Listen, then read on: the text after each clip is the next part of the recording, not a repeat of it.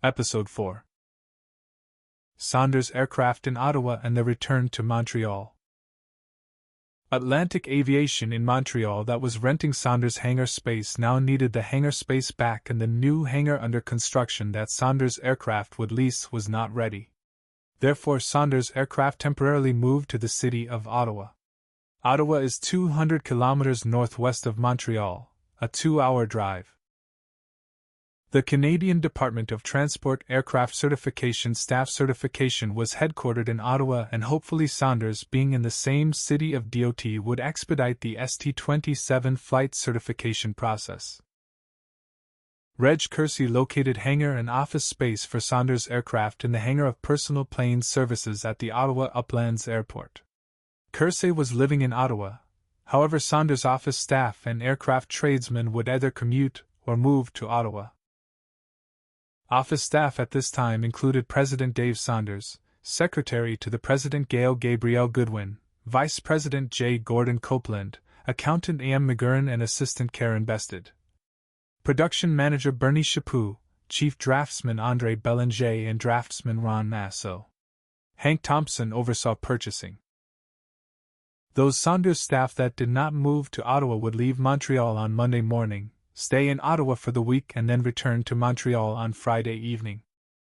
The Saunders Aircraft Flight Certification Team consisted of Reg Kersey as test pilot, Bill Greening from ATEL as flight test engineer, and Brian Carey from ATEL as flight test program manager.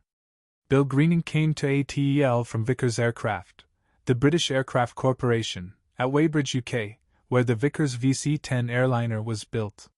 Greening later went on to work for Canadair as the flight test engineer on the Canadair CL-600 Challenger jet program. Originally, Dennis Wright from ATEL was to be the certification flight test program manager, but when Wright and his wife returned to the UK in mid-August for a family holiday, Brian Carey was tasked to fill in for Dennis Wright while Wright was on vacation. However, when Dennis Wright was back in the UK, Wright resigned from ATEL, saying his wife was not happy in Canada. After some discussion between ATEL and Saunders Aircraft, it was agreed that Brian Carey would take over full-time as the ST-27 flight test manager. From June 1st onwards, Brian Carey would spend almost 70% of the remainder of the year in Ottawa on the ST-27 flight test certification program, leaving his wife and 4 young children back in the UK. While ST-27001 was doing the certification flight tests, work started on converting de Havilland Heron serial number 14129 to ST-27002/14129.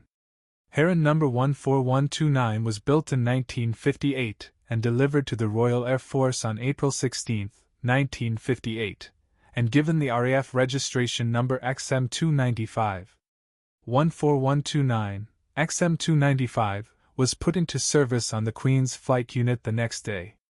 Heron 14129, XM295 was damaged in a flying accident on August 6, 1958, and returned to de Havilland Aircraft for repair and completed repairs on September 27, 1958. On August 9, 1959, Heron 14129, XM295 suffered significant Category 4R damage and had to be returned to the de Havilland factory for repair. Heron XM295 was returned to the Queen's Flight on October 8, 1959. On January 12, 1965, Heron XM295 was sent to the RAF No. 27 Maintenance Unit, and then assigned British Air Attaché in Pretoria, South Africa on June 25, 1965. Heron 14129 was declared RAF surplus on November 18, 1968, and was bought by the Hawker Siddeley Corporation. Hawker Siddeley then sold number 14129 to Aviation Traders Limited. Heron 14129 was to be sold to Simber Air in Denmark for a possible ST-27 conversion done by Simber Air under license from Saunders Aircraft. However, Heron 14129 ended being delivered to Saunders Aircraft on May 23, 1969. Flight International magazine reported on August 8, 1969, the progress of the Saunders ST-27 program. Flight International stated that flight certification tests were progressing well, and there is even consideration that an all-new ST-27 airframe may be put into production once the supply of used Herons dries up. Buoyed by the success on completing the first ST-27 conversion in record time, and the positive press coverage, Dave Saunders signed a deal with the startup venture capital firm of Causer, Lowenstein, and Mead KLNM, to secure the financial backing for additional ST-27 production. All seemed rosy for Saunders Aircraft, however. By the summer of 1969 an economic recession was taking place in North America, and KLNM were desperately searching the Canadian financial markets to find investors for Saunders Aircraft. A deal between CDPQ, Quebec Investment and Development Fund, and KLNM fell through, and Dave Saunders was under financial pressure for cash, so in a desperate move Saunders sold ST-27001 to Carl Millard of Millard Air. This move would yield $125,000 in immediate cash, with another $75,000 to come later, and Saunders Aircraft would lease back ST-27001 to continue the flight certification flights. Carl Millard, born in 1913, received his commercial pilot's license in 1938 and began flying for Trans-Canada Airlines, TCA, now Air Canada, during World War II. While with TCA, Carl Millard began buying and selling airplanes in his spare time. In 1963 Millard left TCA and started his own company Millard Air with vintage Beechcraft Beech 18 and Douglas DC-3 aircraft.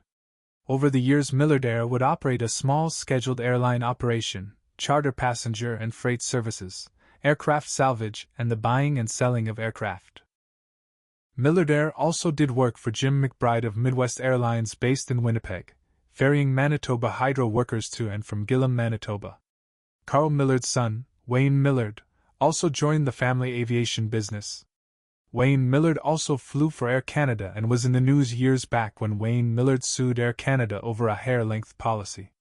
The court case ruled in Wayne Millard's favor. As the Beech 18s aged, the wing spar would fail. Dave Saunders designed a fix to this spar problem. A metal strap would span the bottom of the wing and provide reinforcement to the existing wing spar. The fix was called the Saunders strap, and through this Beechcraft 18 spar fix, Carl Millard and Dave Saunders got to know each other.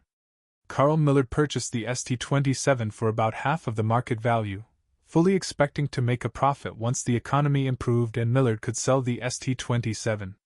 43 years later, in 2012, the Millard name was in the news. Wayne Millard was found murdered. Wayne's son, Dylan Millard, would be found guilty of the murder of his father and for 2 other murders in Ontario. Carl Millard's aviation fame would be displaced as Dylan Millard murders were headline news across Canada. It was a late Friday afternoon of Friday of October 14, 1969 that misfortune struck ST-27001. Hangar staff were packing up for the weekend commute back to Montreal, a 2-hour drive. Reg Kersey was piloting ST-27-001 and Bill Greening was the flight engineer. They were doing a multiple engine out landing approaches to verify the flight characteristics in this asymmetric thrust condition. ST-27-001 would be set up on final for a missed approach landing. The undercarriage, landing gear, would be kept up in retracted position. As the aircraft was about to land, power was added for a go-around and the missed approach process repeated. The ST-27-001 was equipped with a warning horn to alert Kersey and Greening that the undercarriage was not lowered once the aircraft got below a certain altitude. Kersey and Greening found the warning horn an annoyance as they performed one missed approach after another, so they disabled the landing gear warning horn by pulling the warning horn circuit breaker located in the cockpit. The last missed approach for the day was to be flown to a full-stop landing and end Friday's flight test program. The ST-27 would be put in the hangar for the weekend. Just after 3 p.m., Kersey and Greening came in for the final landing, whether through fatigue or repetition. Kersey or Greening to lower the landing gear, as since the landing gear warning horn was disabled, Kersey and Greening would get no warning that the landing gear was not lowered. This is an example of a gear-up landing. We do not have video of the actual Saunders aircraft gear-up landing at Ottawa in 1969, however the situation of the ST-27 gear-up landing that Friday afternoon would have looked very similar.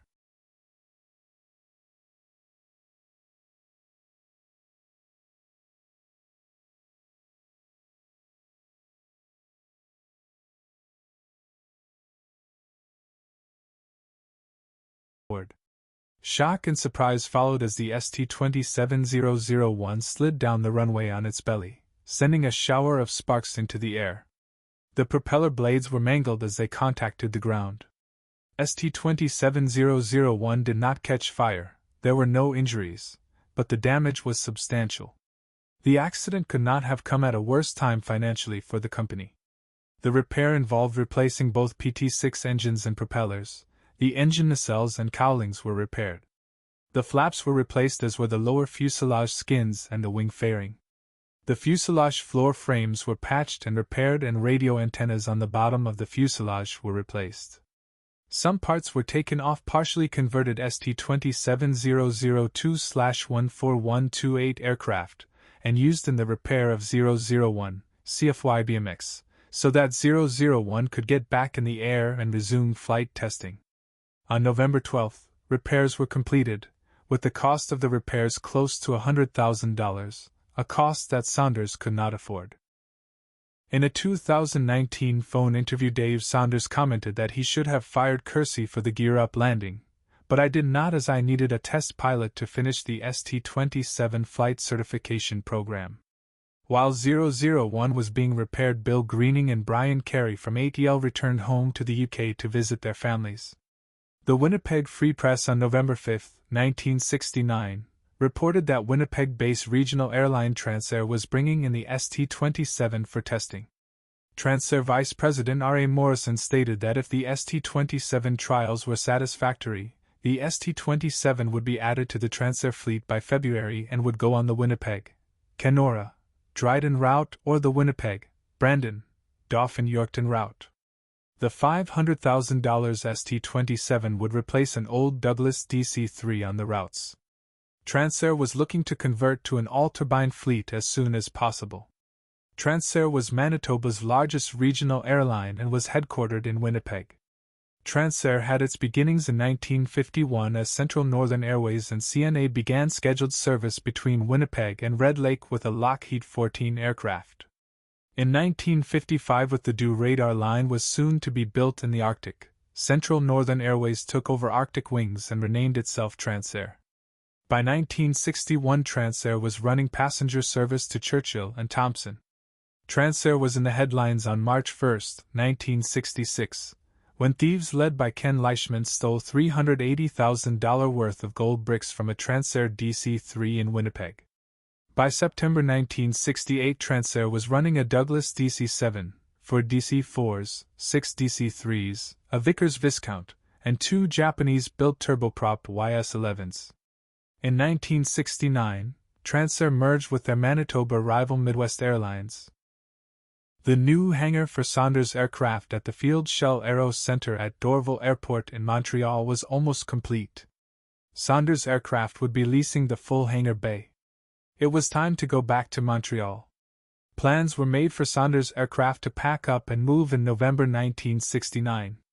The wings were on the newly converted Saunders ST-27 number 00214129 were taken off and loaded on a semi-trailer. The fuselage would be transported to Montreal on another flat-deck semi-trailer. Parts, files, tools, drawings, and jigs would go back in separate moving vans back to Montreal. Saunders aircraft time in Ottawa would be wrapped up. Thank you for watching Episode 4 of the Saunders story. Episode 5, titled The Turbulent Year 1970 Saunders' Last Year in Montreal, will be out on February 1, 2026. Feel free to join the Saunders Aircraft Facebook group. This has been a KPK Air 18 video production.